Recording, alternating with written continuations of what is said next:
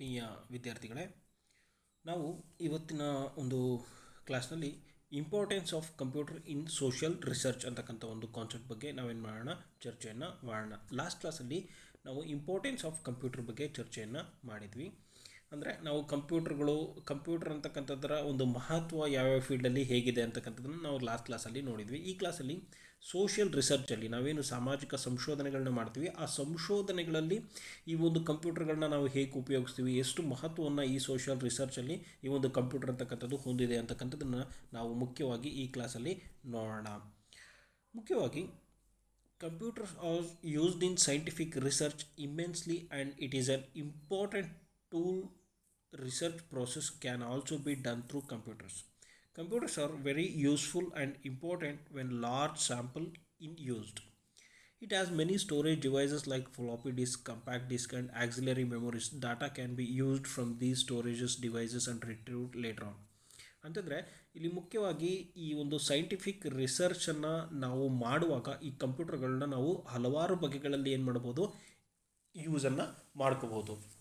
ಈ ಕಂಪ್ಯೂಟರ್ನ ಯೂಸ್ ಮಾಡ್ಕೊಳ್ಳೋದ್ರಿಂದಾಗಿ ನಮ್ಮ ಒಂದು ರಿಸರ್ಚನ್ನು ತುಂಬ ಎಫೆಕ್ಟಿವ್ ಆಗಿ, ತುಂಬ ಈಸಿಯಾಗಿ ಮಾಡೋದಕ್ಕೆ ನಮಗೇನಾಗುತ್ತೆ, ಸಹಾಯ ಆಗುತ್ತೆ. ಯಾಕಂತಂದರೆ ಕಂಪ್ಯೂಟ್ರು ಹಲವಾರು ಸಾಫ್ಟ್ವೇರ್ಗಳನ್ನ ಹೊಂದಿದೆ, ಹಾಗಾಗಿ ಹಲವಾರು ಸ್ಟೋರೇಜ್ ಸಿಸ್ಟಮನ್ನು ಹೊಂದಿದೆ. ಸೊ ಹಾಗಾಗಿ ನಾವು ಈಸಿಯಾಗಿ ನಮ್ಮ ಒಂದು ರಿಸರ್ಚ್ ಪ್ರೋಸೆಸ್ಸನ್ನು ಕಂಪ್ಯೂಟರ್ಗಳಲ್ಲಿ ಮಾಡೋದಕ್ಕೆ ನಮಗೆ ಈಸಿ ಆಗುತ್ತೆ ವಿದ್ಯಾರ್ಥಿಗಳೇ.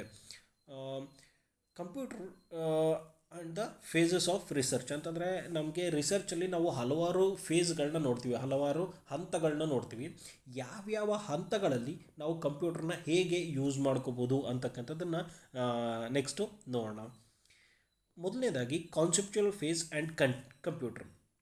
ಇನ್ this phase formulation of research problem, review of literature, theoretical framework and formulation of hypothesis. Computer helps in searching the existing literature. It helps in finding the relevant existing research papers so that researcher can find out the gap from existing literature. ಅಂತಂದರೆ ನಾವು conceptual face of ರಿಸರ್ಚಲ್ಲಿ ಏನು ಮಾಡ್ತೀವಿ, so ನಮ್ಮ ಒಂದು research ಪ್ರಾಬ್ಲಮನ್ನು ನಾವೇನು ಮಾಡ್ತೀವಿ, frame ಮಾಡ್ತೀವಿ. ಆ ಪ್ರಾಬ್ಲಮನ್ನು ನಾವು ಫ್ರೇಮ್ ಮಾಡೋದಕ್ಕೆ ನಾವೇನು ಮಾಡಬೇಕಾಗುತ್ತೆ, ರಿವ್ಯೂ ಆಫ್ ಲಿಟ್ರೇಚರನ್ನು ಮಾಡಬೇಕಾಗತ್ತೆ. ಅಂತಂದರೆ ನಮ್ಮ ಸಂಶೋಧನಾ ವಿಷಯಕ್ಕೆ ಸಂಬಂಧಪಟ್ಟಂತೆ, ನಮ್ಮ ಸಂಶೋಧನಾ ಸಮಸ್ಯೆಗೆ ಸಂಬಂಧಪಟ್ಟಂತೆ ಹಿಂದೆ ಯಾವ್ಯಾವ ರಿಸರ್ಚ್ಗಳು ಆಗಿದೆ, ಯಾವ್ಯಾವ ರಿಸರ್ಚ್ನ ಪ್ರಬಂಧಗಳು ಬಂದಿದೆ, ಯಾವ್ಯಾವ ರಿಸರ್ಚ್ನ ಆರ್ಟಿಕಲ್ಗಳು ಬಂದಿದೆ ಅಂತದನ್ನು ನೋಡೋದಕ್ಕೆ ನಮಗೆ ಈ ಒಂದು ಕಂಪ್ಯೂಟರ್ ಅಂತಕ್ಕಂಥದ್ದು ಸಹಾಯವನ್ನು ಮಾಡುತ್ತೆ. ಸೊ ಕಂಪ್ಯೂಟರ್ ಇಲ್ಲ ಅಂದಿದ್ರೆ ನಾವು ಎಲ್ಲದನ್ನು ಬೇರೆ ಬೇರೆ ಲೈಬ್ರರಿಗಳಿಗೆ ಹೋಗಿ ಸಂಶೋಧನಾ ಒಂದು ಸ್ಥಳಗಳಿಗೆ ಹೋಗಿ ಏನು ಮಾಡಬೇಕಿತ್ತು, ಹುಡುಕಬೇಕಿತ್ತು. ಆದರೆ ಇದು ಕಂಪ್ಯೂಟರ್ ಏನು ಮಾಡುತ್ತೆ, ಅಂತಹದ್ದನ್ನು ತಪ್ಪಿಸುತ್ತೆ. ಸೊ ನಮ್ಮ ಹಿಂದೆ ಆಗಿರ್ತಕ್ಕಂಥ ನಮ್ಮ ವಿಷಯಕ್ಕೆ ಸಂಬಂಧಪಟ್ಟಿರ್ತಕ್ಕಂಥ ಎಲ್ಲ ವಿಷಯಗಳನ್ನ ನಾವು ಕಂಪ್ಯೂಟರಲ್ಲೇ ಕಲೆ ಹಾಕಿ ಅವುಗಳ ಬಗ್ಗೆ ಏನು ಮಾಡ್ಬೋದು, ನಾವು ನೋಡೋದಕ್ಕೆ ಸಹಾಯ ಆಗುತ್ತೆ. Next bibliographic references can also be stored through World Wide Web. In the latest computer, references can be written automatically in different style like APA ಮತ್ತು MLA. ಅಂತಂದರೆ ಇಲ್ಲಿ ಮುಖ್ಯವಾಗಿ ನಮಗೆ ಬಿಬ್ಲಿಯೋಗ್ರಫಿಗಳನ್ನ ಅಂತಂದರೆ ರೆಫರೆನ್ಸ್ಗಳನ್ನ ನಾವು ಸ್ಟೋರ್ ಮಾಡೋದಕ್ಕೂ ಕೂಡ ವರ್ಲ್ಡ್ ವೈಡ್ ವೆಬ್ನ ನಾವೇನು ಮಾಡ್ಬೋದು, ಯೂಸ್ ಮಾಡೋದಕ್ಕೆ ಸಹಾಯ ಆಗುತ್ತೆ. ಸೊ ನಮಗೆ ಈ ಬಿಬ್ಲಿಯೋಗ್ರಫಿಗಳನ್ನ, ರೆಫರೆನ್ಸ್ಗಳನ್ನ ಆಟೋಮೆಟಿಕ್ಕಾಗಿ ಬರೀತಕ್ಕಂಥ ಅನೇಕ ಪ್ರೋಗ್ರಾಮ್ಗಳು ಅಥವಾ ಸಾಫ್ಟ್ವೇರ್ಗಳು ಲೈಕ್ APA MLA ಇಂಥವುಗಳನ್ನು ಕೂಡ ನಾವು ನೋಡೋದಕ್ಕೆ ಸಹಾಯ ಆಗುತ್ತೆ. This saves the time of researcher. He needs not to visit the libraries and waste of his time.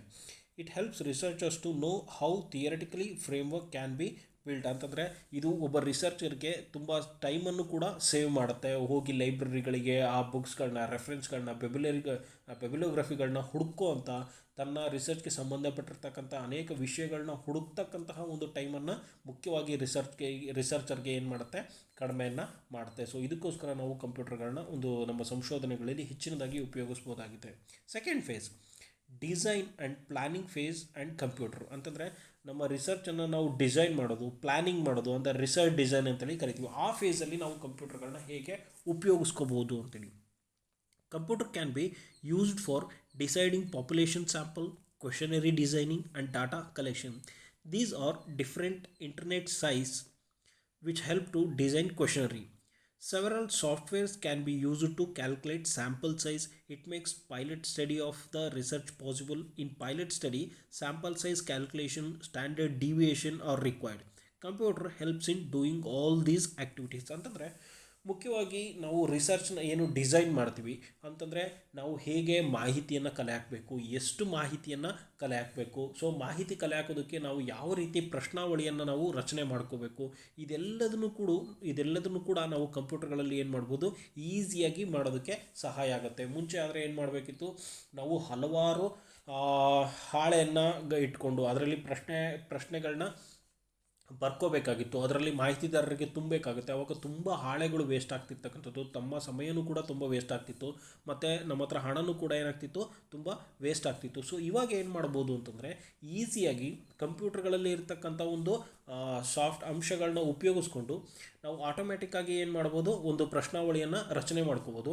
ಯಾವುದೇ ಪೆನ್ನುಗಳ ಅವಶ್ಯಕತೆ ಇಲ್ಲದೆ, ಯಾವುದೇ ಪೇಪರ್ಗಳ ಅವಶ್ಯಕತೆ ಇಲ್ಲದೆ, ಯಾವುದೇ ಹಣದ ಅವಶ್ಯಕತೆ ಇಲ್ಲದೆ ಇದನ್ನು ಒಂದೇ ಸಲಕ್ಕೆ ನೂರಾರು ಜನರಿಗೆ ಅಥವಾ ಸಾವಿರಾರು ಜನರಿಗೆ ಆ ಒಂದು ಅಪ್ಲಿಕೇಶನ್ಗಳ ಮುಖಾಂತರ ಏನು ಮಾಡ್ಬೋದು, ನಾವು ಕ್ವಶನರಿಯನ್ನು ಸರಬರಾಜು ಮಾಡ್ಬೋದು. ಇವಾಗಂತೂ ನಾವು ಒಂದು ಆ್ಯಪನ್ನು ಯೂಸ್ ಮಾಡ್ಕೊಂಡು ಏನು ಮಾಡ್ತಾರೆ, ಕ್ವಶನರಿಯನ್ನು ರೆಡಿ ಮಾಡ್ಕೊಳ್ತಾರೆ. ಅದನ್ನು ಅಟ್ ಎ ಟೈಮಲ್ಲಿ ನೂರಾರು ಜನಕ್ಕೆ ಕಳಿಸ್ತಕ್ಕಂಥದ್ದನ್ನು ನಾವೇನು ಮಾಡ್ಬೋದು, ನೋಡೋದಕ್ಕೆ ಸಾಧ್ಯ ಆಗುತ್ತೆ. ಸೊ ಈ ಥರನೂ ಕೂಡ ನಾವು ಡಿಸೈನ್ ಮತ್ತು ಪ್ಲಾನಿಂಗ್ ಫೇಸಲ್ಲಿ ಕಂಪ್ಯೂಟರ್ಗಳನ್ನ ಏನು ಮಾಡ್ಬೋದು, ಯೂಸ್ ಮಾಡ್ಕೋಬೋದು. ಮತ್ತು ಎಂಫಿರಿಕಲ್ ಫೇಸ್ ಆ್ಯಂಡ್ ಕಂಪ್ಯೂಟರ್. ಎಂಫಿರಿಕಲ್ ಫೇಸಲ್ಲಿ ನಾವು ಹೇಗೆ ಕಂಪ್ಯೂಟರ್ಗಳನ್ನ ಯೂಸ್ ಮಾಡೋದಕ್ಕೆ ಸಾಧ್ಯ. Computer helps in collecting data in data analysis. After collecting data, it is stored in computers in Word files or Excel sheets. The important applications used in scientific research are data storage, data analysis, scientific stimulations, instrumentation control, and knowledge sharing. Necessary corrections are made or edited whenever it is required. Otherwise, it will be a time-consuming process. Computers help in referring, editing, and managing of data. Computer allows for greatest flexibility in recording the data and made the analysis of data easy. ಅಂತಂದರೆ ಮುಖ್ಯವಾಗಿ ನಾವು ಎಂಫಿರಿಕಲ್ ಫೇಸಲ್ಲಿ ಏನು ಮಾಡ್ತೀವಿ ಅಂತಂದರೆ, ನಾವು collect ಮಾಡಿದಂತಹ ಒಂದು ಮಾಹಿತಿಗಳನ್ನು ಅನಾಲಿಸಿಸ್ ಮಾಡ್ತಕ್ಕಂಥದ್ದು, ಮತ್ತು ಮಾಹಿತಿಗಳನ್ನ ಕಲೆಕ್ಟ್ ಮಾಡ್ತಕ್ಕಂಥದ್ದು, ಮತ್ತು ಮಾಹಿತಿಗಳನ್ನ ಹೇಗೆ ಅನಾಲಿಸಿಸ್ ಮಾಡ್ತಕ್ಕಂಥದ್ದನ್ನು ನಾವು ಕಂಪ್ಯೂಟರ್ ಅಪ್ಲಿಕೇಶನ್ ಅಂತಂದರೆ ಮೈಕ್ರೋಸಾಫ್ಟ್ ಒಂದು ಅಪ್ಲಿಕೇಶನಲ್ಲಿ ಇರ್ತಕ್ಕಂಥ ವರ್ಡ್ ಫೈಲ್ಗಳನ್ನ ಮತ್ತು ಎಕ್ಸೆಲ್ ಶೀಟ್ಗಳನ್ನ ಯೂಸ್ ಮಾಡಿಕೊಂಡು ಹೇಗೆ ನಾವು ಕೋಡಿಂಗ್ ಮಾಡೋದು, ಎಡಿಟಿಂಗ್ ಮಾಡ್ತಕ್ಕಂಥದ್ದು, ಮತ್ತು ಅದನ್ನು ಟೇಬಲಲ್ಲಿ ಆ ಮಾಹಿತಿಗಳನ್ನ ಕೂರಿಸ್ತಕ್ಕಂಥದ್ದು, ಈ ಎಲ್ಲ ಪ್ರೋಸೆಸ್ಗಳನ್ನು ನಾವು ವರ್ಡ್ ಫೈಲ್ ಮತ್ತು ಎಕ್ಸೆಲ್ ಶೀಟ್ಗಳಲ್ಲಿ ಏನು ಮಾಡ್ಬೋದು, ಆರಾಮಾಗಿ ಮಾಡ್ಬೋದು. ಸೊ ನಾವು ಲಾಸ್ಟ್ ಪಾಯಿಂಟಲ್ಲಿ ಡಿಸ್ಕಸ್ ಮಾಡಿದಾಗೆ ನಾವೇನು ಸಿಸ್ಟಮ್ಗಳ ಮೂಲಕ ಅಪ್ಲಿಕೇಶನ್ಗಳನ್ನ ಯೂಸ್ ಮಾಡಿಕೊಂಡು ನಾವು ಪ್ರಶ್ನಾವಳಿಗಳನ್ನ ಎಲ್ರಿಗೂ ಕಳಿಸಿದಾಗ, ಮಾಹಿತಿದಾರರು ನಮಗೆ ರಿಟರ್ನ್ ಮೇಲ್ ಮುಖಾಂತರ ನಮ್ಗೆ ಏನು ಮಾಡ್ತಾರೆ, ಮಾಹಿತಿಯನ್ನು ಕೊಡ್ತಾರೆ. ಸೊ ಆ ಮೇಲ್ ಮೂಲಕ ಬಂದಂತಹ ಮಾಹಿತಿಗಳನ್ನ ಎಲ್ಲದನ್ನೂ ಕೂಡ ಏನಾಗುತ್ತೆ, ಅದು ಆಟೋಮ್ಯಾಟಿಕ್ಕಾಗಿ ಅನಾಲಿಸಿಸ್ ಆಗೋ ಥರ ಏನಾಗುತ್ತೆ, ನಾವು ಅಪ್ಲಿಕೇಶನ್ಸ್ಗಳನ್ನ ಇವತ್ತಿನ ಕಾಲದಲ್ಲಿ ಏನು ಮಾಡ್ಬೋದು, ಯೂಸ್ ಮಾಡೋದು. ನಾವೇನು ಯಾವುದನ್ನು ಮತ್ತೆ ಪ್ರೋಸೆಸ್ ಮಾಡಬೇಕಾಗಿಲ್ಲ, ಅದೇ ಡಾಟಾವನ್ನು ಕಲೆಕ್ಟ್ ಮಾಡಿ ಅದೇ ಡಾಟಾವನ್ನು ಏನು ಮಾಡಿರುತ್ತೆ, ಅನಾಲಿಸಿಸನ್ನು ಮಾಡಿರುತ್ತೆ. ನಾವು ಅದನ್ನು ಮುಂದಿನ ಹಂತಕ್ಕೆ ಈಸಿಯಾಗಿ ಏನು ಮಾಡ್ಬೋದು, ತೆಗೆದುಕೊಂಡು ಹೋಗೋದಕ್ಕೆ ಸಾಧ್ಯ ಇದೆ. ಮೊದಲಿನಷ್ಟು ಇವತ್ತು ಗಣಕಯಂತ್ರಗಳು ಬಂದಿರೋದ್ರಿಂದ ಮೊದಲಿನಷ್ಟು ನಾವು ಸಂಶೋಧನೆಯನ್ನು ಮಾಡೋದಕ್ಕೆ ಕಷ್ಟ ಪಡಲೇಬೇಕಾಗಿಲ್ಲ, ಮತ್ತು ಮೊದಲಿನಷ್ಟು ನಮಗೆ ಮಾನವ ಸಹಾಯನೂ ಕೂಡ ಬೇಕಾಗಿಲ್ಲ. ಒಬ್ಬರೇ ಕೂತ್ಕೊಂಡು ಈ ಕಂಪ್ಯೂಟರ್ನ ಎಲ್ಲ ಅಪ್ಲಿಕೇಶನ್ಸ್ಗಳನ್ನ ಯೂಸ್ ಮಾಡಿಕೊಂಡು ನಾವು ಈಸಿಯಾಗಿ ಈ ಒಂದು ನಮ್ಮ ಸಂಶೋಧನೆಯನ್ನು ಮುಂದುವರಿಸೋದಕ್ಕೆ ಸಹಾಯ ಆಗುತ್ತೆ. Next data analysis and computer. Data analysis and interpretation can be done with the help of computers.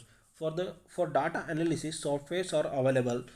These softwares help in using the techniques for analysis like average, percentage, and correlation, etc. These softwares are SPSS, STATA, SISTA, etc. ಅಂತಂದರೆ ನಮಗೆ ಮಾಹಿತಿಯನ್ನು ವಿಶ್ಲೇಷಣೆ ಮಾಡೋದಕ್ಕೆ ಮತ್ತು ಮಾಹಿತಿಯನ್ನು ನಾವು interpret ಮಾಡೋದಕ್ಕೆ ಈ ಕಂಪ್ಯೂಟರ್ಗಳಂತಕ್ಕಂಥದ್ದು ನಮಗೆ ತುಂಬ ಸಹಾಯವನ್ನು ಮಾಡುತ್ತೆ. ನಮಗೆ ಡಾಟಾ ಅನಾಲಿಸಿಸ್ ಮಾಡೋದಕ್ಕೆ ಇವತ್ತು ಹಲವಾರು ಸಾಫ್ಟ್ವೇರ್ಗಳು ಮಾರ್ಕೆಟಲ್ಲಿ ಅವೈಲೇಬಲ್ ಇರ್ತಕ್ಕಂಥದ್ದನ್ನು ನಾವೇನು ಮಾಡ್ತೀವಿ, ನೋಡ್ತೀವಿ. ಸೊ ಈ ಒಂದು ಸಾಫ್ಟ್ವೇರ್ಗಳನ್ನ ನಾವು ಯೂಸ್ ಮಾಡಿಕೊಂಡು ನಮ್ಮ ಮಾಹಿತಿ ವಿಶ್ಲೇಷಣೆಯಲ್ಲಿ ಅವರೇಜನ್ನು ಕಂಡುಹಿಡಿತಕ್ಕಂಥದ್ದು, ಪರ್ಸೆಂಟೇಜನ್ನು ಕಂಡುಹಿಡಿತಕ್ಕಂಥದ್ದು, ಮತ್ತು ನಾವು ಕೋರಿಲೇಷನನ್ನು ಕಂಡುಹಿಡಿತಕ್ಕಂಥದ್ದನ್ನು ನಾವು ಈಸಿಯಾಗಿ ಏನು ಮಾಡ್ಬೋದು, ಮಾಡೋದಕ್ಕೆ ಸಹಾಯ ಆಗುತ್ತೆ.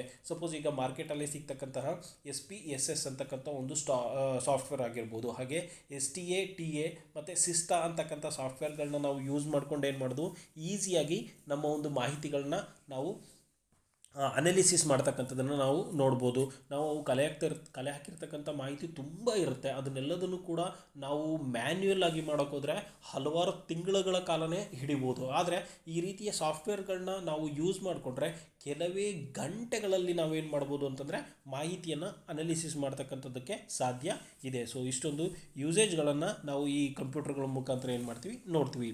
Next research, dissemination and computer. After interpretation, computer helps in converting the result into the research article or report which can be published. It can be written in a word format or in a PDF format. Article can be stored on published on website. ಅಂತಂದರೆ ನಾವು ಡಾಟಾವನ್ನು analysis ಮಾಡಿ ಮತ್ತು interpretation ಮಾಡಿದ್ಮೇಲೆ ಅದನ್ನು ನಾವೇನು ಮಾಡ್ಬೋದು ಅಂತಂದರೆ ರಿಸರ್ಚ್ನ ಆರ್ಟಿಕಲ್ ಆಗಿ ಮತ್ತು ರಿಪೋರ್ಟನ್ನಾಗಿ ನಾವೇನು ಮಾಡ್ಬೋದು ಪಬ್ಲಿಷನ್ನು ಕಂಪ್ಯೂಟರ್ನಲ್ಲೇ ಮಾಡೋದಕ್ಕೂ ಕೂಡ ಸಹಾಯ ಆಗುತ್ತೆ. ವರ್ಡ್ ಫಾರ್ಮ್ಯಾಟಲ್ಲಿ ಆಗಿರ್ಬೋದು ಅಥವಾ PDF ಫಾರ್ಮ್ಯಾಟಲ್ಲಿ ನಾವೇನು ಮಾಡ್ಬೋದು ಆ ಆರ್ಟಿಕಲ್ನ ಟೈಪ್ ಮಾಡಿ ಅದನ್ನು ಸ್ಟೋರ್ ಮಾಡ್ಕೋಬೋದು. ಹಾಗೆ ಪಬ್ಲಿಷನ್ನು ಕೂಡ ಕಂಪ್ಯೂಟರ್ಗಳಲ್ಲೇ ಮಾಡೋದಕ್ಕೆ ಸಹಾಯ ಆಗುತ್ತೆ. ಅಟ್ ಎ ಟೈಮಲ್ಲಿ ಮೊದಲಾಗಿದ್ದರೆ ಏನು ಮಾಡಬೇಕಿತ್ತು ಅಂತಂದರೆ ನಾವು ಅದನ್ನು ಬುಕ್ಗಳಾಗಿ ಪ್ರಿಂಟ್ ಮಾಡಿಸ್ಬೇಕಿತ್ತು ಅಥವಾ ಹಾಳೆಗಳಲ್ಲಿ ನಾವೇನು ಮಾಡಬೇಕಿತ್ತು ಅದನ್ನು ಪ್ರಿಂಟ್ ಮಾಡಿಸ್ಬೇಕಿತ್ತು. ಆದರೆ ಇವಾಗ ಅದರ ಅವಶ್ಯಕತೆ ಇಲ್ಲ. ನಾವು ಅದನ್ನು ವರ್ಡಲ್ಲಿ ಟೈಪ್ ಮಾಡಿ ನಂತರ ಏನು ಮಾಡ್ಬೋದು ಅದನ್ನು ಆರ್ಟಿಕಲ್ಗಳಾಗಿ ಕನ್ವರ್ಟ್ ಮಾಡ್ಬೋದು, ಬುಕ್ಗಳಾಗಿ ಕನ್ವರ್ಟ್ ಮಾಡ್ಬೋದು. ನಾವು ಅದನ್ನು ನಮಗೆ ಬೇಕಾದರೆ ಸೇವ್ ಮಾಡ್ಕೋಬೋದು ಅಥವಾ ಕಂಪ್ಯೂಟರ್ಗಳಲ್ಲೇ ನಾವು ಅದನ್ನು ಏನು ಮಾಡ್ಬೋದು ಪಬ್ಲಿಕೇಶನ್ ಮಾಡ್ಬೋದು.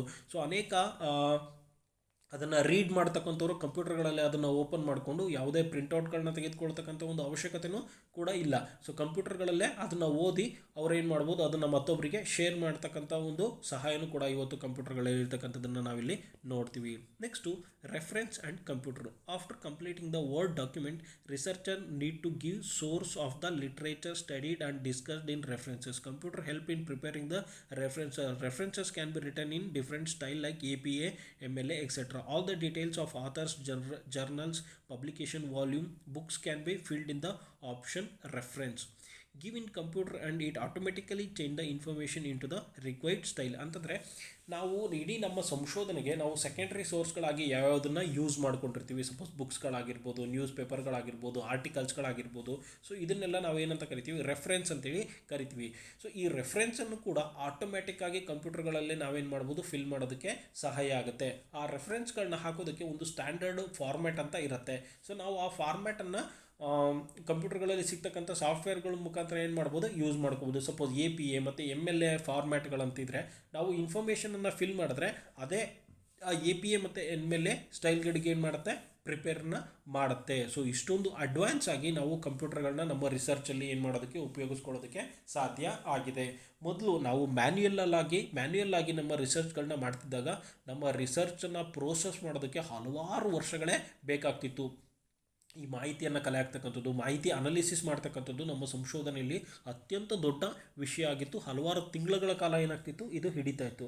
ಆದರೆ ಇವಾಗ ಕಂಪ್ಯೂಟರ್ ಬಂದಮೇಲೆ ಅದರಲ್ಲಿ ಇರ್ತಕ್ಕಂಥ ರಿಸರ್ಚ್ಗೆ ಸಂಬಂಧಪಟ್ಟಂತಹ ಅಪ್ಲಿಕೇಶನ್ಸ್ಗಳು ಮತ್ತು ಪ್ರೋಗ್ರಾಮ್ಸ್ಗಳು ಬಂದಮೇಲೆ ನಮ್ಮ ಒಂದು ರಿಸರ್ಚನ್ನು ಸಂಶೋಧನೆಯನ್ನು ನಾವು ಈಸಿಯಾಗಿ ಏನು ಮಾಡ್ಬೋದು ಮಾಡೋದಕ್ಕೆ ಸಹಾಯ ಆಗಿದೆ. ಹಾಗೆ ಹೆಚ್ಚು ಡಾಟಾಗಳನ್ನ ಕಲೆ ಹಾಕೋದಕ್ಕೂ ಕೂಡ ಸಹಾಯ ಆಗುತ್ತೆ. ಮೊದಲೇನು ಮಾಡ್ತಿದ್ವಿ ಇದನ್ನು ಅನಾಲಿಸಿಸ್ ಮಾಡೋದು ತುಂಬ ಕಷ್ಟ, ಡಾಟಾ ಕಲೆಕ್ಟ್ ಮಾಡೋದು ತುಂಬ ಕಷ್ಟ ಅಂತೇಳಿ ಏನು ಮಾಡ್ತಿದ್ವಿ ಅಂತಂದರೆ ಸಂಶೋಧನೆ ಮಾಡುವಾಗ ತುಂಬ ಕಡಿಮೆ ಎಷ್ಟು ಮಿನಿಮಮ್ ಡಾಟಾ ಕಲೆಕ್ಟ್ ಮಾಡೋದಕ್ಕಾಗುತ್ತೋ ಅಷ್ಟು ಮಿನಿಮಮ್ ಡಾಟಾಗಳನ್ನ ನಾವೇನು ಮಾಡ್ತಿದ್ವಿ ಕಲೆಕ್ಟನ್ನು ಮಾಡ್ತಾಯಿದ್ವಿ. ಆದರೆ ಈಗ ಏನಾಗ್ತಿದ್ದೀವಿ ಅಂತಂದರೆ ಕಂಪ್ಯೂಟರ್ನ ಒಂದು ಸಹಾಯ ಇರೋದ್ರಿಂದ ನಾವು ಮ್ಯಾಕ್ಸಿಮಮ್ ಡಾಟಾಗಳನ್ನ ಕಲೆಕ್ಟ್ ಮಾಡೋದಕ್ಕೆ ಏನು ಮಾಡ್ತಿದ್ದೀವಿ ಮನಸ್ಸನ್ನು ಮಾಡ್ತಾಯಿದ್ದೀವಿ. ಸೊ ವಿದ್ಯಾರ್ಥಿಗಳೇ, ಇವತ್ತು ನಾವು ಕಂಪ್ಯೂಟರ್ನ ಉಪಯೋಗಿಸ್ಕೊಂಡು ಹೇಗೆ ರಿಸರ್ಚನ್ನು ಈಸಿಯಾಗಿ ಮಾಡ್ಬೋದು ಅಥವಾ ಈ ಒಂದು ಸಂಶೋಧನೆ ಅನ್ನೋ ಕ್ಷೇತ್ರದಲ್ಲಿ ಕಂಪ್ಯೂಟರ್ಗಳನ್ನ ನಾವು ಹೇಗೆ ಯಾವ್ಯಾವ ಹಂತದಲ್ಲಿ ಯಾವ್ಯಾವ ರೀತಿಯಾಗಿ ಬಳಕೆ ಮಾಡ್ಕೋಬೋದು. ಸೊ ಕಂಪ್ಯೂಟರ್ ಇರೋದ್ರಿಂದ ರಿಸರ್ಚನ್ನು ನಾವು ಇವತ್ತು ಎಷ್ಟು ಈಸಿಯಾಗಿ ರಿಸರ್ಚನ್ನು ಮಾಡಬಹುದು ಅಂತಕ್ಕಂಥ ಎಲ್ಲ ವಿಷಯಗಳನ್ನ ನಾವಿವತ್ತು ತಿಳ್ಕೊಂಡಿದ್ದೀವಿ. ಧನ್ಯವಾದಗಳು.